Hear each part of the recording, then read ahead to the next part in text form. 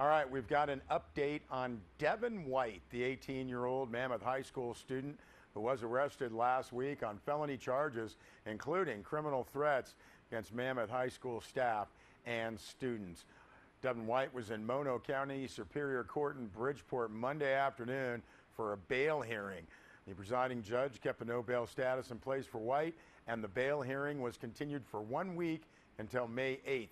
Devon White waived his right to a speedy preliminary hearing within 10 days, and Mono County District Attorney Tim Kendall notes we'll have a forensic psychiatric exam prior to the court hearing for any additional requests for bail.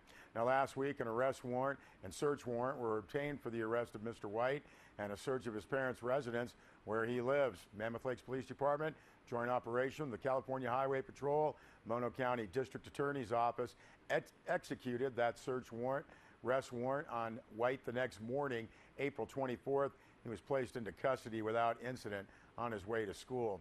Now, at the same time, the search warrant was executed by law enforcement at the residence where numerous shotguns, handguns, and an AR-15 style rifle were located and seized. Now, at this time, it is still believed that White was acting on his own and no other individuals are suspected to be involved. He was arraigned April 26, pled not guilty to felony charges of criminal threats and possession of a shuriken. Well, the Superior Court of California, Mono County, has released a grand jury interim report. Now, a press release notes by law the local government agencies and local officials who were the subjects of the interim report with finding and recommendations by the grand jury have to provide a response to presiding judge Mark Magid. Those responses are public record and will be posted to the court's website for the public to view. Copy of that interim report is posted on sierrawave.net, also available at the Mono County Court website, mono.court.ca.gov. Also available, grand jury final reports for the last 11 years on the court website. Well, Deb Murphy filed a story for Sierra Wave Media noting the Starlight Community Service District is going for a boundary modification armed with evidence it draws water from an aquifer distinctly different from Owens Valley's. We've built our case to 99%. This said Daniel Cutshaw, president of the CSD. So we've got a 50-50 chance the modification request will be successful. Now, the district missed the first deadline, but has a second chance with a June 30th deadline set by the California Department of Water Resources. When Inyo County started the process for forming the Groundwater Sustainability Agency, Starlight didn't think it would be impacted. Now, according to Cutshaw, the state looked at the alluvial fields to determine aquifer basins, but he said Starlight has a thin layer of alluvium and pulls its water supply from a much deeper aquifer. These aren't just assumptions. The district has the scientific data. Now, the district's wells penetrate the bedrock to get to the water source fed through the fractures and faults. Our water doesn't go into the Owens Valley Basin, Cutshaw said. You could pump the valley dry and we wouldn't be impacted. Starlight's geology, similar to the Alabama Hills, which has been excluded from the requirements of the Sustainability Groundwater Management Act, according to the document presented at the April 12th Owens Valley Groundwater Agency meeting. Deb's full story is posted on our website, sierrawave.net. Well, Caltrans will host its annual Workers' Memorial Ceremony Wednesday, May 2nd, scheduled to start 11:30 a.m. at the Caltrans District Bishop Maintenance Station. That's at 1250 Spruce Street behind Kmart in Bishop.